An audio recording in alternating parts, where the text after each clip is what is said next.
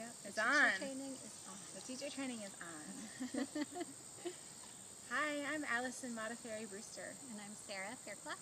Welcome to our little introduction on the teacher training that's coming up at Yoga.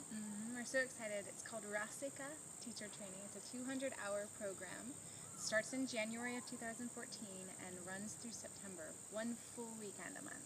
Starts, it gives you can still have a full work week if you work during the week. It starts at 6 o'clock on Fridays. On Fridays, yeah. And we're so excited. I've been leading teacher trainings for years now, and Allison, we're welcoming Allison to our faculty. We've really expanded the teacher training in the this past year, and have been working diligently on the curriculum, and we're really excited about the new additions to the curriculum and refining what we've been doing and welcoming in this really fresh energy. That's yes. Allison. And I'm joining an awesome faculty that includes Sarah, as well as Kelly Gardner from the Bindu and Cornelius, and Stacy Millner-Collins from City Yoga in Columbia, as well as Sari Weston. She's up at the Bindu as well. Yes.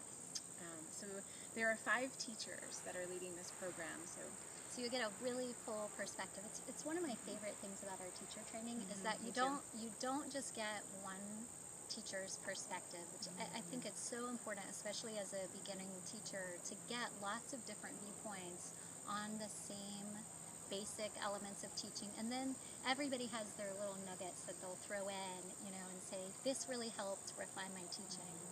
And everybody says something in a slightly different way, yes. So you're able to hear it in a new way, or in a deeper way from a different expression. Yes. One of the things Allison and I were talking about earlier was that she really loves how we can look at the room and see that. Why don't you tell us a little bit more about that?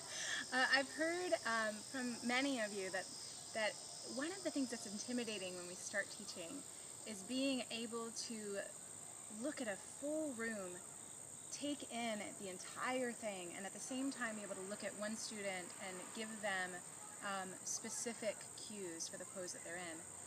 And one of the things we focus on a lot in this training is how to do both, how to see the entire room as a whole, how to zoom out and take it all in, and also be able to zoom in and see one student and look at their foundation, see how it can become more stable, look at their general alignment, see how they might be able to go deeper or be safer, so that we can address individuals and support them in their experience of the pose, but also address the class as a whole. Yeah. And that's huge. And it made me think about being able to have the power of observation. Observation skills is something that we focus on, and that goes for even before you learn how to make whole classroom adjustments using your words. We call those verbal adjustments, but then physical adjustments are going to follow that same pattern. And then when I think about our training as a whole, we really have this beautiful balance of being able to keep panning out and looking at the whole picture and think about what's the big picture, what is yoga about, and then being very detail oriented at the same time.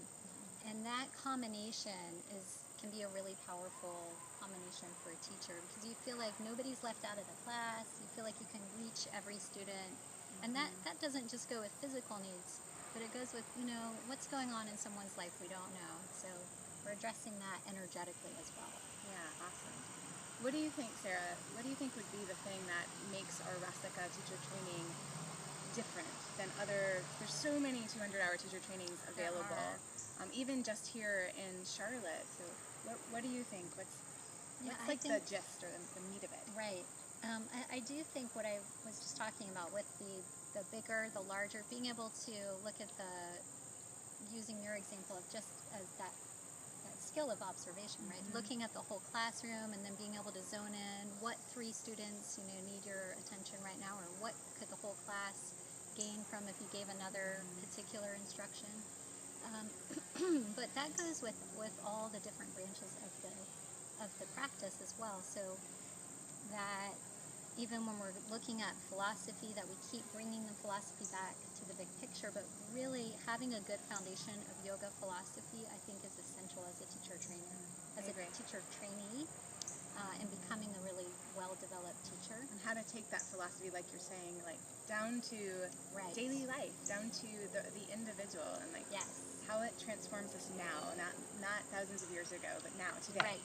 It can get quite In esoteric. one class. Yes, it can. So like how can we make how this do we real? make it real? How do we Yeah. bring it into the moment? And I feel like, our faculty lives this yoga. We do it every day. We've done it for years. We have a lot of experience. With the 5 of us, we've taught hundreds and hundreds of students. And then another piece of the training that I'm really excited about is how this particular training will keep bringing the yoga practice itself back in. Yeah. So it's folded into the training, and you remember. So we don't just talk about how important your personal practice is as a yoga teacher, but we keep folding it into the training, so you get the feel of it again. You remember. Go deeper. You can go deeper. Yeah. Keep growing. I mean, that's the thing what do you think? that helps me be a better teacher is that I'm constantly looking for ways to grow. The moment I stop growing, I have less to offer. Right.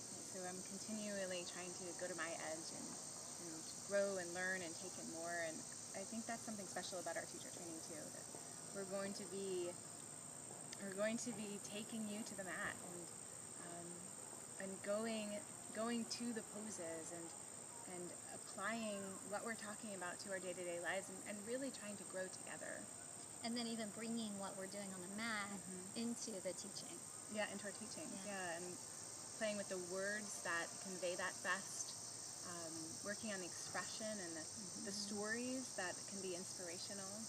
I have to tell you about that. Oh yeah, tell us a story. The stories. Well, I'll tell you a story another time. But this training too is going to help you develop storytelling skills. We don't often think of yoga teachers as storytellers, but to set a theme or to set a tone, if you don't have a theme in your class, which would be a very plausible and good class, even if you just told a story, and then you set a tone for the class, making a transition from the student's day, from wherever they're coming. You're going to have people coming in from work, from school, from family, from so many things. So many things, you name it. And so they're coming in the door, and one way to bring everybody together is telling a story and share, and that could be a personal story or something else. So we're going to work on these skills of how do you tell a story, because the story can start to get long-winded.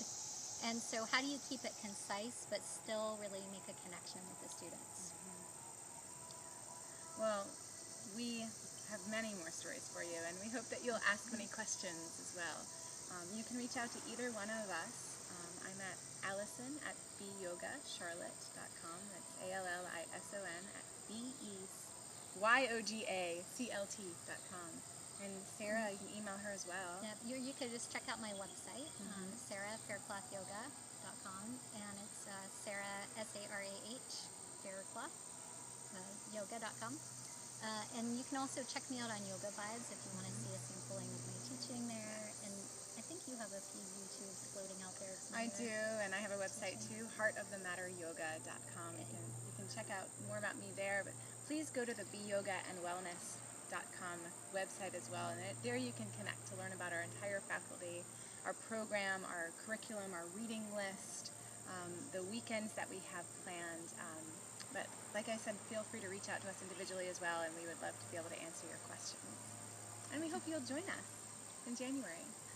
We do. Thank you. Thank you.